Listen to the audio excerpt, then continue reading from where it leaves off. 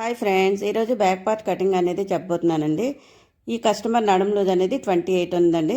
So మొదటగా blouse పొడవు అనేది చూద్దాము. బ్లౌజ్ పొడవు అనేది టోటల్ ఖర్చులతో పాటు 15 పెట్టుకున్నానండి. పెట్టుకొని ఇప్పుడు నడుము లూజ్ అనేది 7 ఇంచెస్కి మార్క్ చేసుకొని అక్కడ నుండి 2 ఇంచెస్ ఖర్చు కోసం మార్క్ చేసేసుకున్నాను. చెస్ట్ లూజ్ 8 ఇంచెస్, అక్కడ నుండి 2 ఇంచెస్ మార్క్ చేసేసుకున్నాను ఖర్చు కోసం. తర్వాత ఆర్మ్ లూజ్ 6.5 మార్క్ చేసుకుని అందులో 1.5 చంక రౌండ్ తిప్పడానికి ఈ విధంగా మార్క్ చేసుకుని కట్ చేసేసుకున్నాను. తర్వాత ఇప్పుడు మన కుట్టు కోసం పెట్టుకున్నాం కదా, అక్కడ వరకు టేప్ని ఈ విధంగా పెట్టుకొని మిడిల్కి ఫోల్డింగ్ చేయండి. ఫోల్డింగ్ చేస్తే మనకి బ్యాక్ టక్స్ ఎక్కడ పెట్టాలో తెలిసిపోతుంది. తర్వాత బ్యాక్ టక్ పొడవు అనేది 4 ఇంచెస్కి మార్క్ చేసుకున్నాను. తర్వాత ఇక్కడ నెక్ అనేది 2.5 మార్క్ చేసుకుని షోల్డర్ 3 పెట్టుకున్నాను.